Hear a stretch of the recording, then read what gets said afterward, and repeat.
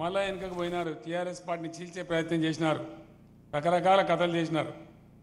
అప్పటిక కేసీఆర్ సచ్చుడో తెలంగాణ వచ్చుడో, కేసీఆర్ శవయాత్రనో తెలంగాణ జైత్రయాత్రనో ఏదో ఒకటి జరగాలని చెప్పి మొండికేసి ఆమరణ దీక్షకు నేను శ్రీకారం చుట్టింది కూడా ఈ కరీంనగర్ గడ్డ నుంచి.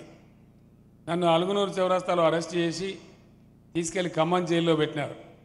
ఇట్లాంటి అనేక ఉద్యమ ఘట్టాలలో ప్రథమ స్థానంలో ఉండేది ఈ కరీంనగర్ మట్టి, కరీంనగర్ గడ్డ.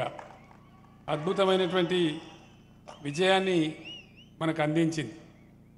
ఈ గ్రౌండ్లో నేను రెండు విషయాలు చెప్పాలని అనుకుంటే ఇక్కడి నుంచే ఉద్యమం పెట్టినాం కాబట్టి, ఏదన్నా ఒక రాష్ట్రం బాగుపడ్డదా, వెనుకకపోయిందా, ముందుకొచ్చిందా అని చూడడానికి అంతర్జాతీయ స్థాయిలో అయితే దేశాలు, విత్ ఇన్ ఇండియా అయితే రాష్ట్రాలు, రెండు మూడు విషయాలు గీటురాళ్ళు ఉంటాయి. ఇది బాగుందా లేకపోతే చెడిపోయిందా అని చూడడానికి. అందులో అన్నిటిని మించినటువంటిది నంబర్ 1 అంతర్జాతీయంగా కూడా అన్ని దేశాలను కూడా పరిగణన తీసుకునేది ఏంటంటే ఆ రాష్ట్రం యొక్క తలసరి ఆదాయం, పర్ క్యాపిటా ఇన్కమ్.